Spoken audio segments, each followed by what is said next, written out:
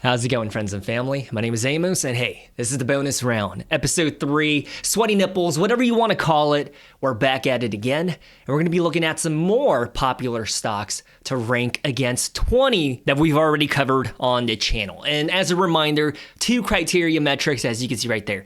Number 1 is the GARP valuation.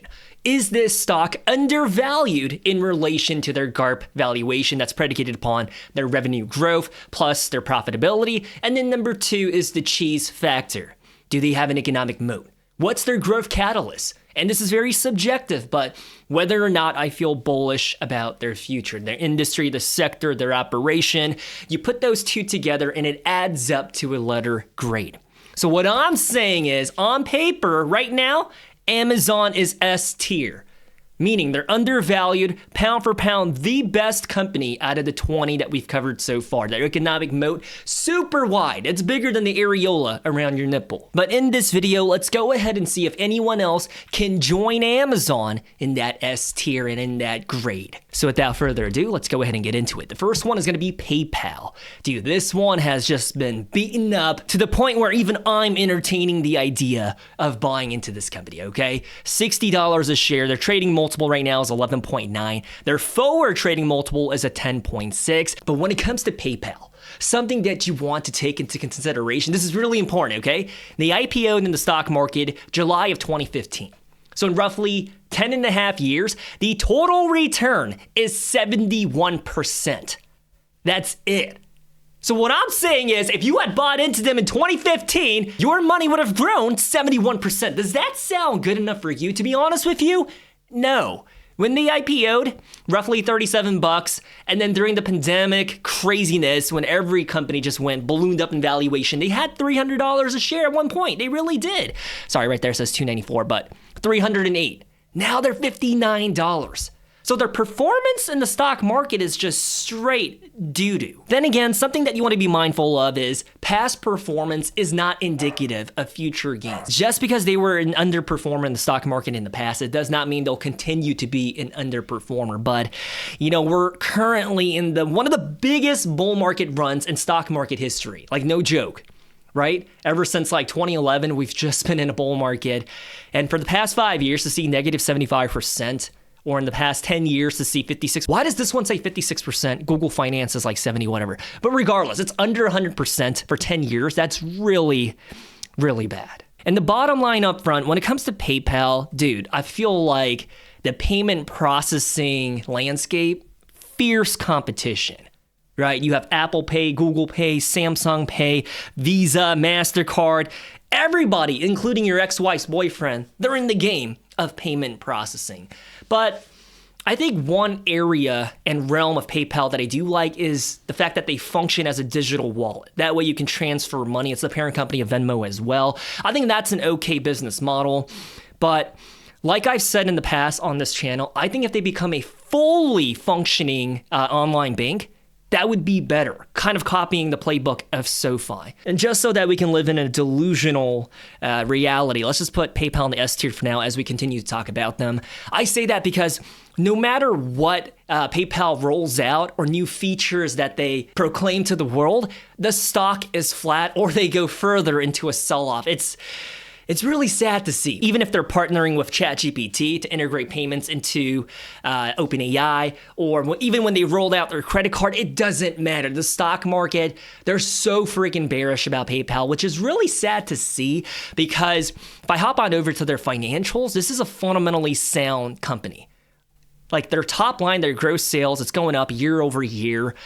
Their bottom line per share is $4.99. Over the grand scheme of things, it's up and to the right. Obviously, there are some times where it dips, and I think that's because of one-time accounting noise, such as an acquisition or doing a write-off. And that's why when it comes to growth companies, I like to look at the forward EPS because the current EPS, it bakes in those wonky numbers from like that one quarter where they had to go negative because they bought out a smaller fish. And so it distorts the numbers and their PE looks higher or lower than it should be. But the forward PE, It bakes in next year's earnings per share, and it makes it more accurate in my opinion. And when you take a look at their free cash flow, I mean, it's solid all around. Even their balance sheet is pretty impressive, okay? This is a company fundamentally and financially, it makes all the sense on paper.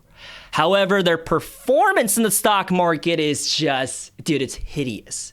Okay, there's no other way to spin it or manipulate it. It's really bad. And I kept talking about, hey, if this company ends up paying a dividend, then I'll put them on my watch list. And a man of my word, now they're officially on my watch list. And I'm being serious. I might pull the trigger. I mean, the dividend profile, nothing to write home about. And that's because they just initiated their first dividend payment, right? A 0.9% dividend yield. But the payout ratio, meaning out of their profits, their bottom line, their earnings, they only utilize 2.8% of it for the dividend, which means they have 97% of it to reallocate back into the business, to increase your workers' compensation, to buy out another company, or to do R&D, marketing, advertising. Dividend profile is really healthy. But good news for the PayPal folks, because they just, on December the 15th, they submitted an application in order to operate as an industrial bank. So thank goodness they're actually taking the first steps in order to becoming a bank instead of a payment processing digital wallet type of thing, because they're actually not a bank, believe it or not. Because once you become a bank on paper, by definition, you get a more prestigious reputation, but also there's protections in place for your consumers and clients. Because right now, PayPal, dude, they just hold your money in a digital online wallet, right? So it's not under the same FDIC measures. But just because they submitted this application, it does not mean that it's going to get approved, right? So we'll see what happens to them. And I've already covered this company in depth on the channel, so I'll stop myself here because I don't want to make this video all about PayPal. So the reason why they're on my watch list is because the GARP formula says that PayPal should be $91 a share, currently $59. By the time you watch this video, who is to say they're not going to be 55 or even $50, right? $91, the upside from 60 to 91 or from 50 to 91 is really high. But I will say it at the top of my lungs. Just because a company is undervalued on paper, it does not mean that they're going to eventually reach their intrinsic valuation, or in this case, their GARP valuation inherent worth. Just because they're $91 on paper doesn't mean they'll ever get there. So it's one of those things where it's like, the financials and fundamentals are sound, but the stock market absolutely hates PayPal. I mean, a forward trading multiple is of 10.5. So having said that, I actually like their future. I think big money, hedge funds, Wall Street, I think they're being irrational. They're pricing PayPal as if they're not growing, as if it's an unprofitable startup that's just burning cash, but that's not the truth. PayPal is actually a really solid company that's growing. They're undervalued. So according to our two criteria metrics, gosh, it's really hard for me to say this, but I think they might be in the A tier. And I know that's controversial because I personally probably would not buy into it unless they dip further, because knowing that the stock market hates them, because if I put my money into them, my money will literally stay flat, or even worst case scenario, go into the red, right? But again, they're undervalued by a significant amount, and their chase factor, I really like what they're doing, the steps that they're taking. But then again, when I think about how Visa, MasterCard, Apple Pay, Samsung Pay, Google Pay, Alibaba Pay, they're slowly losing their competitive edge, right? And then I remember a few years ago, they made this really bold claim and promise, like, oh, we're going to have this many customers under our belt. You fast forward to today, they're nowhere near that promise. So their acquisition of new customers, it's slowing down. And then when you take into account how the alliance of banks have Zelle, it's a direct competitor to Venmo. So I guess maybe I got to take it down a notch when it comes to the cheese factor. I do like their business model, but I think the point that I'm trying to get at is I don't know if they have an economic mode. I think they used to have the first mover's advantage back in the early 2000s, because there was no one else that was acting and behaving and was transferring cash like they were digitally. I mean, there was like Western Union and MoneyGram, but that was physical cash moving. PayPal, I think they kind of remind me of Intel, right? I think back in the day, they used to be best in class, had a huge and a wide economic moat. But today, I think it's kind of like France, back in the day, right? When the Vikings were raiding them, they're all up on their face right now. They're pulling up ladders and ropes on the walls, and they're about to straight up invade them. And I guess only time will tell whether or not they're going to surrender and lose to all of the big tech players, mainly Amazon, Google, Samsung, Apple, or if they do become a fully online bank like SoFi, dude, I'd be so freaking bullish. If they do get that industrial bank application approved, I think that's a small economic moat coming to them, because then they're a fully integrated from top to bottom, left to right, of everything related to money.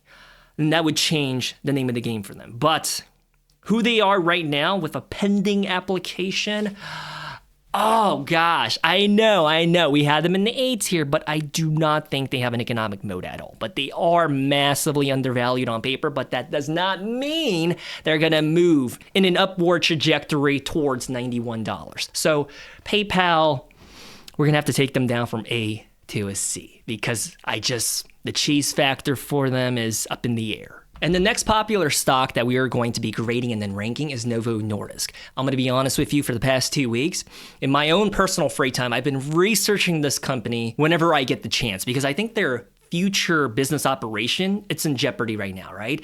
The reason why I say that is because, obviously they're up 7% into the green. I'm going to be talking about why they went up here in a bit.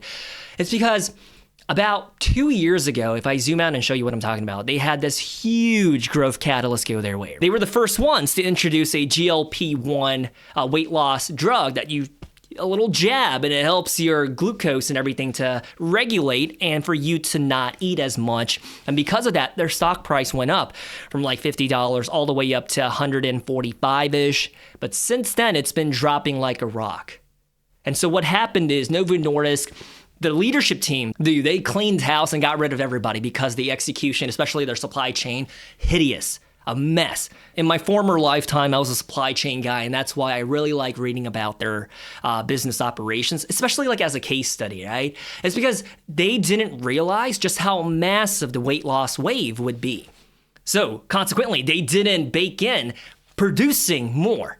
They didn't think to open up more facilities or factories or manufacturing hubs. They thought, only a small percentage of the population will probably buy our product. So as a result, what happened? They had supply chain constraints, and there was a huge shortage. And during that shortage, it opened the door for companies like Hims & Hers to release a generic version, for companies like Eli Lilly, one of the best pharmaceutical companies in the world, to develop their version known as Zepbound. And by the way, Zepbound, it's clinically proven to help you lose more weight than Novo Nordisk's Wegovy. So it's more efficient, it's cheaper, and Eli Lilly has a better supply chain infrastructure. And I'm not trying to sound biased, but Eli Lilly is an American company. I think their pharmaceutical supply chain based in the US was a lot better than Novo Nordisk's, which is based primarily in Europe. And now the analysts and experts, they're predicting that Eli Lilly, they're going to have 50% market penetration when it comes to the GLP-1 market share. Isn't that really sad? At one point, Novo Nordisk, they had 100% market share. But because they didn't anticipate, forecast, and throw down the CapEx to build up more manufacturing hubs in order to meet the demand of the customers, they shot themselves in the foot and allowed their competition to take their lunch, to just hop on their work desk and drop a huge steaming dump for them to enjoy. It's really sad to see, and that's why supply chain is so freaking crucial. And that's why when I made a video analyzing Serve Robotics, my only hesitation was that they don't have a single supply chain professional in their upper echelons, in their upper leadership. Every single one of them, brilliant.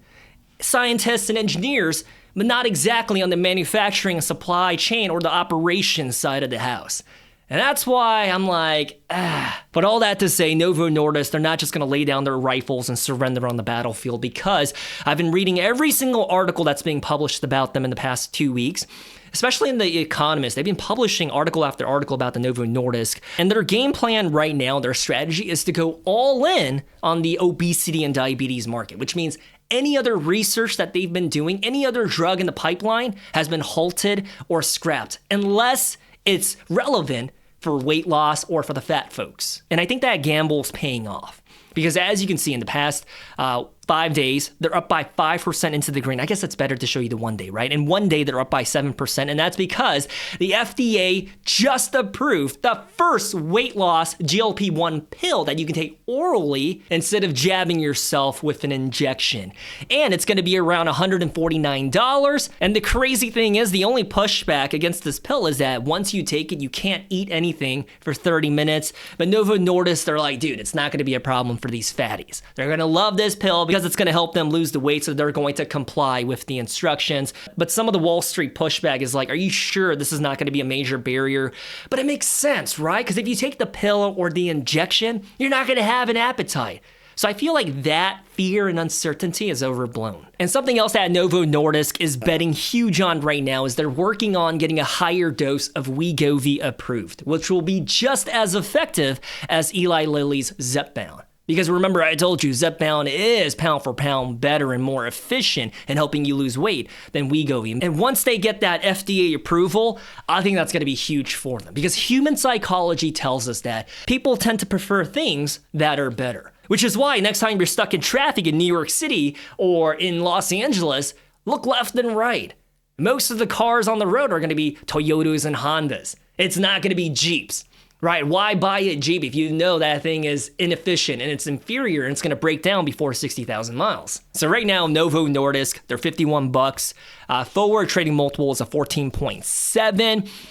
The GARP formula says that they should be valued at $58.88. So they are undervalued, but they're not that good of a deal as they were previously, like a month ago, when they were like $44. At $44, that upside to 58 sounds a lot better, right? And when it comes to the cheese factor, here's the thing. I believe in their rebound. Based on everything that I'm seeing, I like it. But, I don't think they're going to be best in class, and I don't think they're going to be number one. Clearly, Eli Lilly has that market share, and it's down pat. I think they're going to be the kings going forward of the weight loss movement. But I also would rather do Hims and Hers Health rather than Novo Nordisk. And another thing that's going against Novo Nordisk is that they're losing patent protection for Wegovy next year in Brazil, China, and India. So if you don't know anything about the pharmaceutical industry, they operate through patents. You're the only one that can make what you make. But once that patent wears off, it allows generic versions to flood the markets at a fraction of the price. So, why would you buy name brand Claritin or Zyrtec $30 for 30 tablets when you can go to Costco or Sam's Club and get the generic version, 400 tablets for $15? The exact same thing with Wegovy. So I feel like there's a lot of headwinds coming their way. But just like PayPal, on paper, they do seem to be undervalued. But having said all of that, all else being equal, I think I would rather go with Hims and Hers Health. And just as a reminder, I am not invested into Novo Nordisk, nor am I invested into Hims and Hers Health. But all else being equal, I would rather go with Hims and Hers Health. The next one's going to be AMD. And as of right now, they have wind in their sails because of the data center movement, and their chips are a crucial part of the AI movement because the LLMs are predicated upon their GPUs powering up and sustaining their infrastructure. The real ones will remember when AMD, about a year and a half ago, they used to be beaten up beyond belief. And if you're a friend of the channel, then you will remember that I uploaded video after video talking about AMD, and I kept saying they were undervalued. And people looked at me like I was an idiot. When they were like $120 a share, people were making fun of me saying, dude, this is the advanced money destroyer. What the heck are you talking about? But hey, luckily, I bought into the fear. I believed in my own investing thesis, and I was like, I think they're truly undervalued because the AI movement is about to get bigger and bigger. So I kept dollar cost averaging into them as they dropped down to their lows back in April of like $90. So $120, $110, $100, and I just kept buying shares. And I sold out of them at a pretty good darn profit. So I have very positive feelings towards AMD. But at their current valuations, friends and family, Their trading multiple is 106, but their forward trading multiple is a 38. What I want to put into perspective is if you look at NVIDIA, which is best in class, number one GPU chip provider in the AI movement, their forward trading multiple is a 27. AMD, 38. I disagree with that. I think they're priced for perfection, which means any setback, any negative noise, any announcement of tariffs is going to make this stock go on a massive sell-off. And what I'm saying is when you trade for this much of a premium in your PE ratio, there's more room for downside than there is for upside, meaning for them to go down to 180 than for them to go back up to 250. Does that make sense? And speaking of 250, funny enough, the GARP formula says that their intrinsic valuation should be $250 a share. I think right now they're slightly undervalued, but I don't think it's the best bang for your buck. I would rather go with NVIDIA than AMD.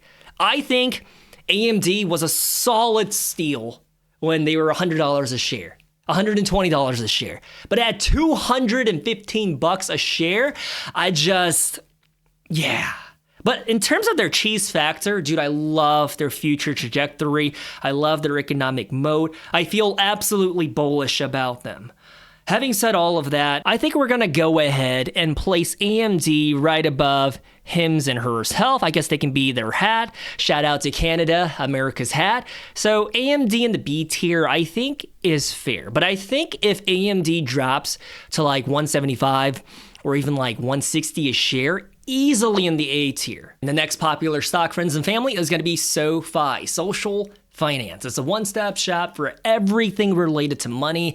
It's what I hope PayPal can turn into in the future, but they're not. So SoFi, they operate by definition as a bank. They're also a crypto platform, and you can even trade stocks through their platform. I mean, look at all of their different services and products, credit cards, and they even offer student loans, which means someone at age 18 would stay in their ecosystem for every single one of their financing needs. Like when they get an internship during the summer and they start getting a W-2 form, it's going to go right into their SoFi checking account. They're going to use that money to invest into stocks on their brokerage app.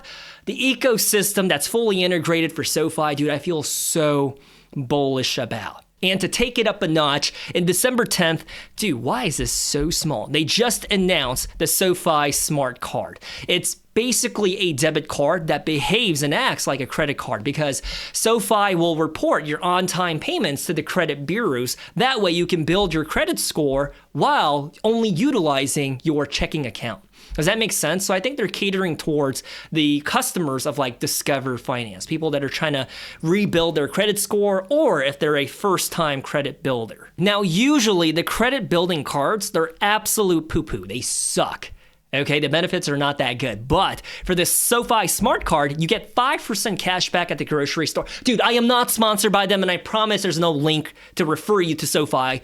It's just what I'm seeing, and I'm like, dude, that's some value add, okay? So 5% cash back at the grocery stores. And remember the ecosystem argument that I've been trying to make. By tying your credit limit to your bank balance, SoFi ensures that you will keep your cash in their bank rather than a competitor's. Because think about it, if your credit card is through American Express, then money is leaving your SoFi account to go into the pockets of American Express.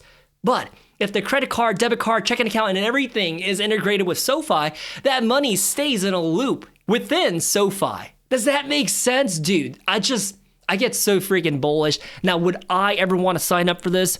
Probably not, right? Because there's way better credit cards out here. I'm going to be completely honest with you. I'm not invested into SoFi, but for my baby daughter, yes, she just turned 10 weeks old. Can we get a hallelujah? Hallelujah! Dude, she's growing up so fast. She started talking. Well, not like words, but rather sounds and noises like, cute. And I'm like, bro, that blows my mind. I'm like, how is this little potato now talking? And by the way, now there's life behind the eyes.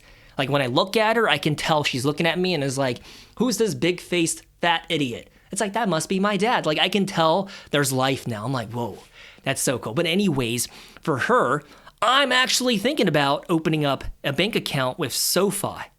or I guess, I don't know, Navy, Federal Credit Union, it's going to be one of those two. So I think really highly of SoFi. She's never going to go near one of the old traditional banks like Wells Fargo, Bank of America. Absolutely not. But anyways, when it comes to SoFi, the GARP formula says they should be valued at $22.53. They're currently trading for $27.19. Trading multiple is a 50, no matter how you look at it, whether it's based on the past 12 months of earnings or in the future, 50. So I think right now they're overvalued, but I really like their chase factor. I think their future's as bright as a very naive kid walking into an Army recruiter's office in the middle of nowhere, Arkansas, right? I really like SoFi. And I say that because in the middle of nowhere in like Kansas or Oklahoma, your career prospects kind of limited, right? Convenience store, maybe at the hardware store. You join the military, the progression and career advancement is endless, depending on if you're high speed or not. Overvalued, cheese factor is really good, so I think that kind of balances itself out. And I think they would be in the C tier. I think if SoFi were to drop in valuation, this is a company that I would entertain adding into my portfolio. And see how they're right next to PayPal? I'm going to be honest with you, all else being equal, I would rather go with SoFi than PayPal. And all else being equal, I would rather go with Disney than SoFi. So there's levels to this. Just because they're in the exact same tier does not mean they're equal, right? And I think out of everyone in the C tier, I would personally go with Costco, all else being equal. So I would go with Costco, Apple, Disney in that order. But I think SoFi would be a close number 4. And moving on to the next company is going to be Visa. And the best way that I can describe Visa is it's a defensive growth play. It's probably one of the best beginner stocks out there because time and time again, they find a way to keep growing in their valuation, but also through their operations and in their gross sales. And it's kind of like Costco, who we just talked about, but with way better margins because they don't have overhead costs, they don't have CapEx, and they're not selling retail. Okay, retail has some of the lowest margins in all of the sectors and industries out here. Like Walmart, Target, and Costco, look up their profit margins. It is really scary. Like 2 or 3% on a good day. But with Visa, dude, it's a payment processing platform. And if I pull them up right here on stockanalysis.com, by the way, I do have a referral link for them down below in the video description. If you sign up using my referral link, you'll get a discount on top of whatever promo they got going on. Currently $350 a share. Forward trading multiple is a 27 year to date. In the green by 11%, and their twin is MasterCard. And together they're referred to as a duopoly because they're a toll booth company that most people have to use because they don't have any other options. Well, they do have American Express and Discover Finance, but their network is so small in comparison to Visa and MasterCard. And between the two, I personally prefer Visa because Visa is the default partner when it comes to debit cards. Because think about it like this. When the times get tough, credit takes a huge hit. People start using their credit cards a lot less. Or at least practical people, they use it less. I think there are some reckless individuals that max out their credit cards and then default on them. But I feel like that's a really small chunk of the population. I feel like most normal individuals with a credit score of like 670 to like 780, I feel like they would cut back on credit and rather default towards debit, which means when the times are tough, the debit transactions that are linked to your checking account for groceries and other living essentials, it goes on as usual. So I personally prefer the debit model to the credit model. And something else that separates Visa from MasterCard is that Visa has a lot more exposure to the United States, whereas MasterCard has more emerging markets and exposure to Europe. But if you know anything about me, I know the face might say otherwise, but dude, I'm a huge American bull. I feel like I've been brainwashed by Warren Buffett because I truly believe the mantra of never bet against America. I feel like America is always going to find a way to just keep growing, expanding, and have the best and greatest businesses operate here, especially homegrown startups. So all else being equal, if I have the opportunity to invest into France or Portugal or the United States, I'm always going to go with the United States, especially if I'm researching and analyzing a stock. If they have a counterpart that does the exact same thing in Spain or in Romania, dude, I'd rather go with the one that's based in San Francisco or Washington, D.C. Does that make sense? And that's also because I'm biased. Dude, I'm an American. Obviously, if you are from the Netherlands or if you're from Sweden, of course you probably have bias towards your own local businesses. But I think, based on my knowledge of the stock market, especially internationally, I think American stocks have more potential to go up in the grain than their international counterpart. And I know there's this whole narrative about, oh, India's gonna be the next big scaling market, or even Africa. But dude, they've been saying that argument for the past 30 years. Okay? Are you going to keep waiting for that to come into fruition, or just go with an American company that's going to expand their footprint in India and Africa and open up shop there anyways? But I know everything that I just said right there was super controversial, and it might even be ignorant, so I'll stop myself. So when it comes to Visa, toll booth economic moat, it's probably one of the best competitive advantages that a business can possess. They're currently, what was it again? $3.50 a share. The GARP formula says they should be $3.83.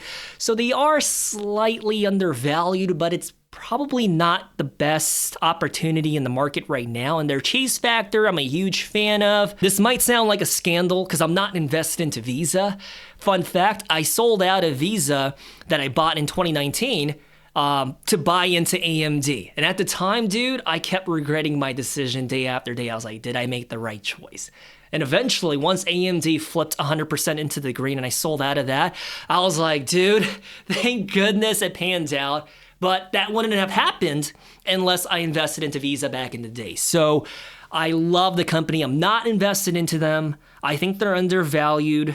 Love their cheese factor. I think Visa is a really strong B plus A minus. But I think they should be right next to Meta, Microsoft, and Nvidia. I think Visa, I stand by what I said. I think it's one of the best beginner stocks out there. The next one, friends and family, is going to be Nike. They just posted their earnings, and it told us a lot about their business operations right now. And as you can see by the headline, they're losing China. What's crazy is that the locals, the Chinese, they're preferring athleisure brands like Lululemon and their own Chinese domestic brands instead of Nike. And that manifested in their sales dropping in China by 16%. Dude, when you think about McDonald's and Starbucks, China is their big growth driver. For Nike, that growth story is coming to an end right now. And to make matters worse, they severed relationships in the past few years by doing direct to consumer. So instead of partnering with Amazon and Foot Locker, their strategy was prioritizing customers going to Nike.com and ordering something straight from their website. And by doing that, dude, they hurt some feelings. Because as a retail shop, if you don't have the newest and the greatest Nike shoes available for your consumers, then the consumers are disgruntled with you, right? And it's not their fault. It's because Nike was holding it back and saying, nah, we're going to sell it directly to the consumers. So they hurt some feelings. So now that Nike's like, okay, I apologize. Can we kiss and make up? The retail stores are like, yeah, but your shoes, they're no longer front and center. They're all the way in the back or all the way on the bottom shelf. Does that make sense? And what makes it an even funnier story is that they're selling their merchandise at a lower price to restore those partnerships again. So they're eating those losses one after the next. So usually if they spend $20 manufacturing a shoe, considering all the overhead costs, the R&D, the marketing, the production, and they sell it for $100, that's a pretty good gross margin, right? Now they're selling that same $20 shoe. Well, we have to bake in tariffs, right? And inflation costs. Now it costs them $30 and they're selling that same shoe for $55 or $60.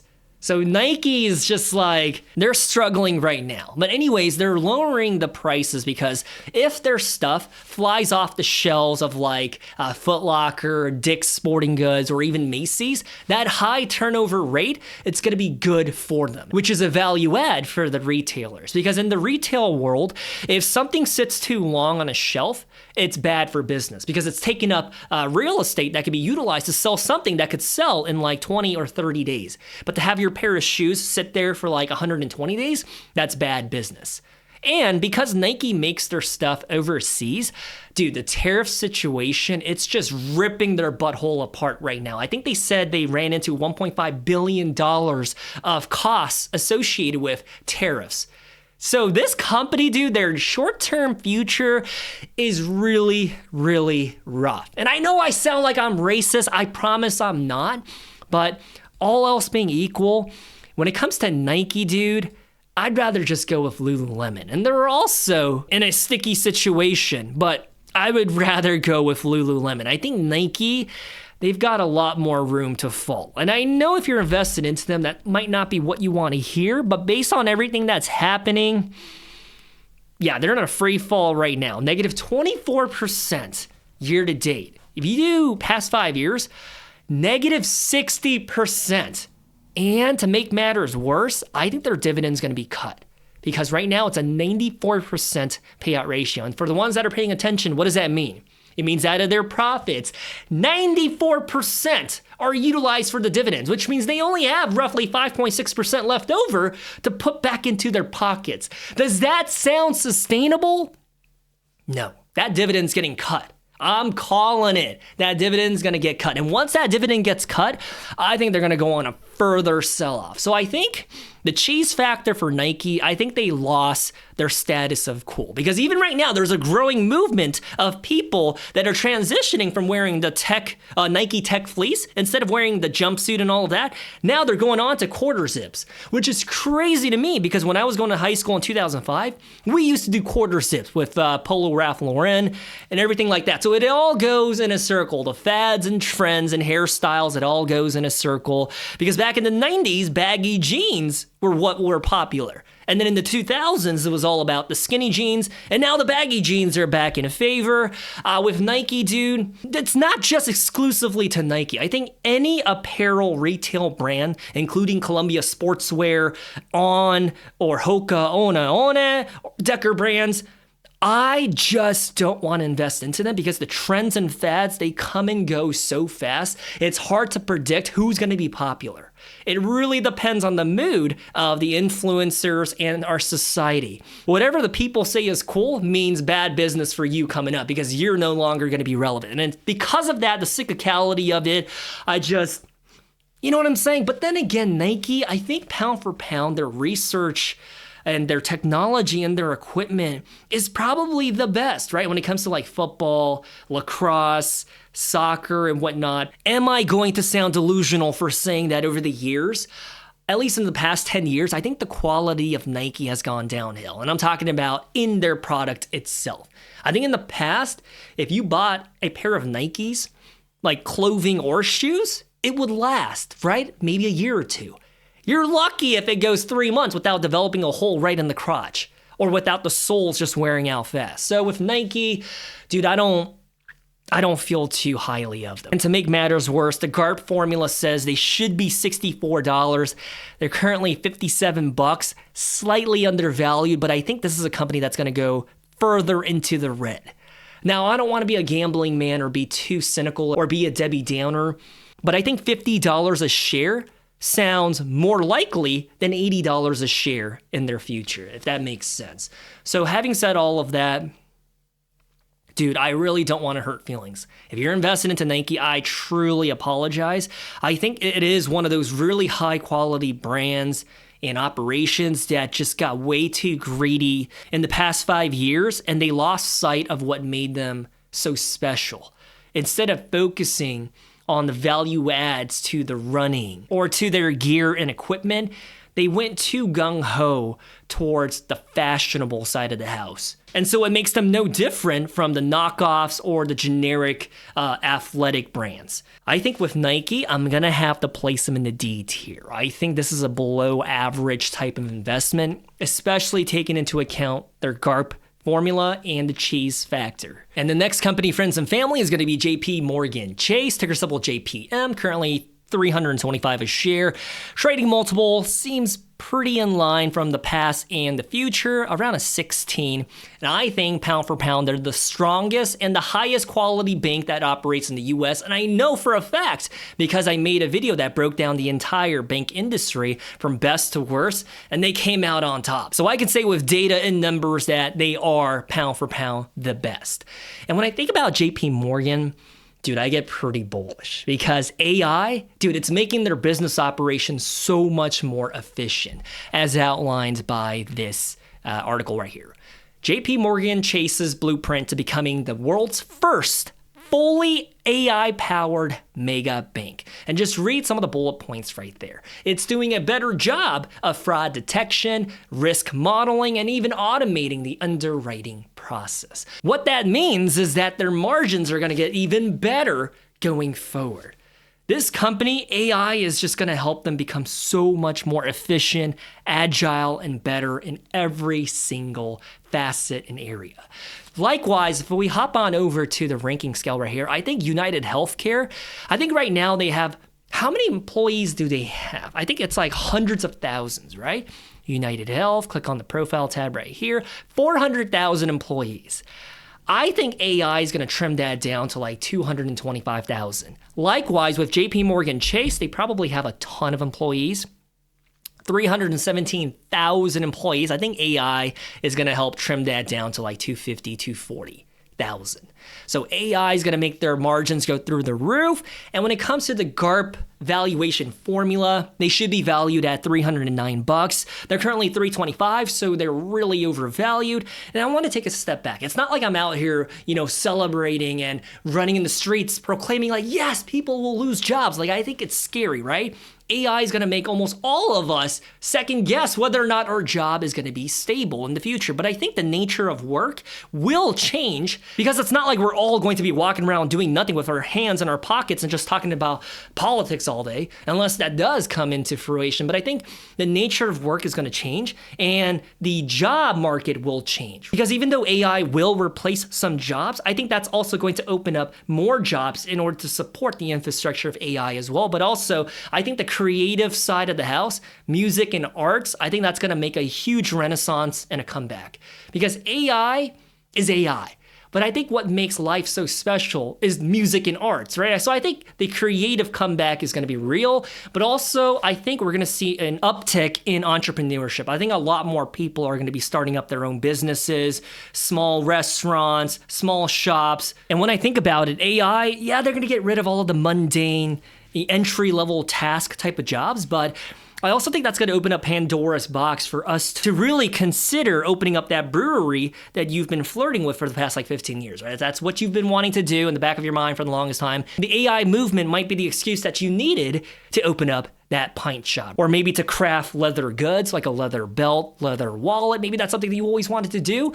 Maybe that's going to be the future. I don't know. Because when I think about breweries, or craftsmanship, or small restaurants and stuff, I think AI, I don't think they can take that role. And not to be a doomsday kind of guy, but I also think with the integration of AI in most of our tasks and in our careers, instead of having a grueling 70-hour work week, I think that will help us to reduce it down to 50 or 45 hours because they're going to help automate and even do our entry-level and mundane tasks. So I don't think it's going to be the end of the world. Then again, I could be wrong. I'm not an economist. I'm not a scientist. I'm just an idiot that makes YouTube videos.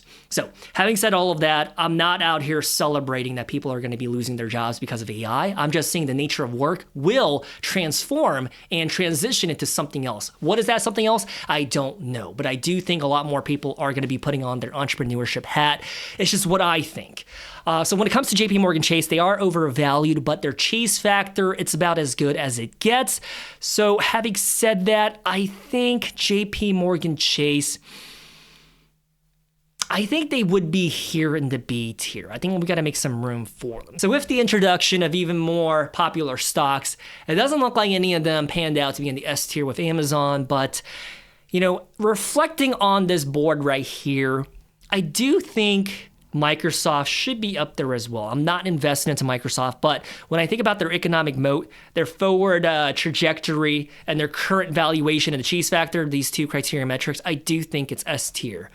So Amazon and Microsoft, in my humble opinion, I think they're S tier. My question to you is, now that we covered 27 companies, what would you have done differently? Do you think someone should be higher or lower? I do think I was a little harsh on Duolingo because I do think they're undervalued, but I do not believe their cheese factor. And that's why I placed them into the D for Duolingo. For Tesla, listen, dude, I think their product is phenomenal and is awesome. I mean, I heard the quality of the early Tesla cars, like 2018, 2019, were crap, but I heard in 2025, it's a lot better. But the stock, the valuation, it just makes no sense. And financially and fundamentally, if you compare them to anybody in the A or S tier, straight trash. But having said that, I definitely do think an argument could be made for PayPal to be in the B tier, but I think the cheese factor is what's weighing them down. Now, having said that, looking at my cute little G-Shock right here, says it's December the 24th. It's 1 o'clock. I just want to say Merry Christmas, everyone. I genuinely hope that you have a good day, and I'm praying for you guys. I really am. I hope that your portfolio's in the green by 100% as we roll into the next year.